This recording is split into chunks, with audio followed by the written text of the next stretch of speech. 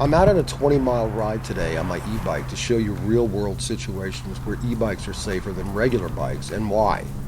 The infrastructure for bikes in the US is not as developed as some other countries, so when out on the road you'll have to rely on your awareness and the bike you're riding. I'll share tips about crossing intersections, parking lots, curves in the road, and shit that happens. Like this guy who opened his door without looking.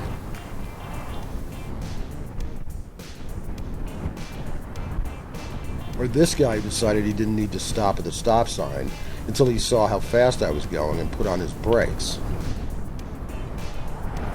One of the most significant safety features of an e-bike is its speed and ability to go from 0 to whatever speed you need in a very short amount of time. Let's start with crossing a major road. I see a truck ahead that's turning left. As he accelerates, I accelerate and use him to block me as I safely cross a busy 4-lane road.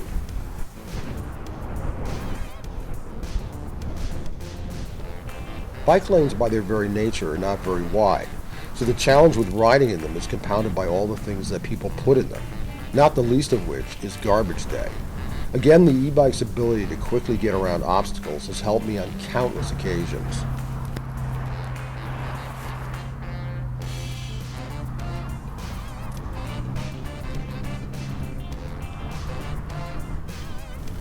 As you'll see with this intersection coming up, it's an uphill ride to the stop sign and then continues uphill.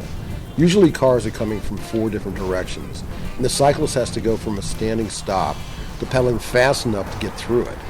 The e-bike changes that awkwardness. One of the most dangerous places to ride is parking lots. Cars are coming from all directions, paying very little attention to bikes. Again, the ability to travel at car speeds and maneuver out of dangerous situations quickly is a huge safety advantage. This is a major intersection. When approaching, I stay back about 4 car lengths to leave plenty of room for cars to turn right. Once I know those cars are going straight, I quickly get ahead of them, positioning myself to safely cross.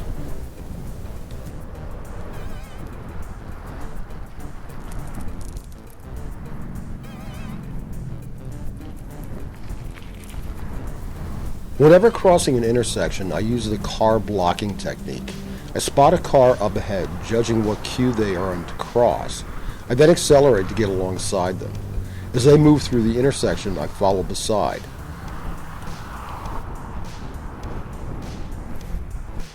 Car drivers tend to have a love, hate, fear kind of relationship with bikes that oftentimes creates problems at intersections. By traveling alongside a car, it tends to diffuse those concerns, allowing me to cross safely.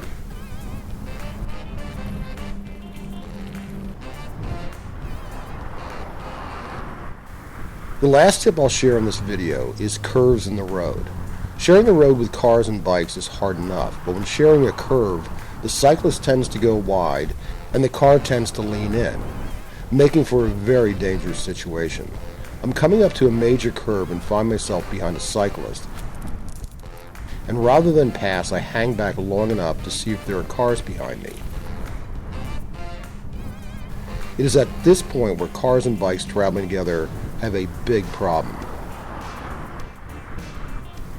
The power of an e-bike continues to help me get out of really difficult situations.